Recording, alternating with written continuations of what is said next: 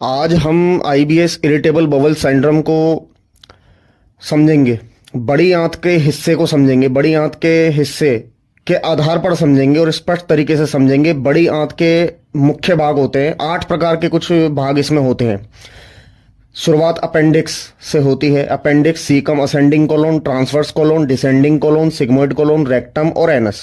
Anus मतलब जिसको गुदा द्वार भी कहते हैं। ये 8 हिस्से हैं।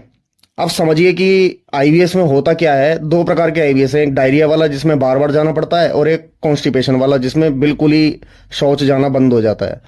पहले डायरिया वाले की बात कर लेते हैं जिसमें बार बार जाना पड़ता है। आईबीएस डायरिया में समस्या मुख्य रूप से बड़ी आंत के ऊपरी हिस्सों में देखी जाती है, जैसे सीकम, असेंडिंग कोलोन या ट्रांसवर्स कोलोन। इन हिस्सों का काम होता है पानी को एब्जॉर्ब करना। लेकिन डायरिया वाले पेशेंट में, आईबीएस डायरिया वाले पेशेंट में इन हिस्सों में गति बहुत ज्यादा तेज हो जाती है आंत की, इन 3-4 हिस्सों में। इस वजह से जो भोजन है वो जल्दी आगे बढ़ जाता है और पानी पूरी तरह एब्जॉर्ब हो नहीं पाता। इसी के परिणाम स्वरूप बार बार ढीला मल, लूज मोशन आता है।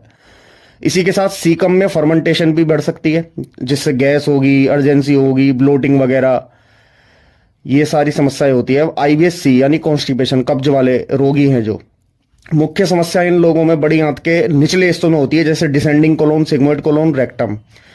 इन हिस्सों का काम होता है मल को स्टोर करना और धीरे धीरे बाहर निकालना। लेकिन जब इनकी गति बहुत धीमी हो जाती है तो मल ज्यादा समय तक रुका रहता है। इस दौरान उसमें से पानी बहुत ज्यादा एब्जॉर्ब हो जाता है, जरूरत से ज्यादा, और जो मल है वो थोड़ा कठोर हो जाएगा और आंत भी धीमी। इस कारण से कब्ज बन जाती है, पेट फूलने लगता है और अधूरा साफ होता है, पेट होता भी है तो रेक्टम में सेंसेशन भी हो सकती है इसकी वजह से, जिससे बार बार लगता है कि पेट पूरी तरह साफ नहीं हुआ, मुझे दोबारा जाना चाहिए, मुझे दोबारा जाना चाहिए। तो ध्यान देने वाली बात यह है कि अपेंडिक्स और एनस सीधे आईबीएस के मुख्य कारण कभी नहीं होते। अपेंडिक्स जो शुरुआती हिस्सा है बड़ी आंत का, लेकिन पूरी प्रक्रिया में शामिल जरूर रहते हैं ये।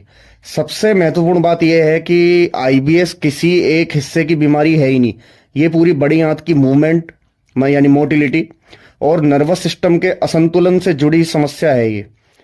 अब संक्षेप में समझें तो आईबीएस डायरिया असेंडिंग और ट्रांसवर्स कोलोन की गति तेज होना और आईबीएस कॉन्स्टिपेशन डिसेंडिंग और सिग्मोइड कोलोन की गति धीमी हो जाना। जब इन सभी हिस्सों की गति संतुलित रहती है तभी हमारा पाचन भी सही रहता है। तो यही आईबीएस को समझाने का सबसे सरल तरीका था और वैज्ञानिक तरीका भी यही है इसको समझाने का। और इसको ठीक करने के लिए स्टेप बाय स्टेप, एक एक चरण के साथ आगे बढ़ना पड़ता है। इसमें हम आपकी सहायता करेंगे पूरी तरह से। जो भी बच्चे परेशान हैं इन सब चीज़ों से, एक बार हमसे संपर्क कर लें, पूरी तरह से ठीक कर दिया जाएगा। नमो नारायण, हर हर महादेव।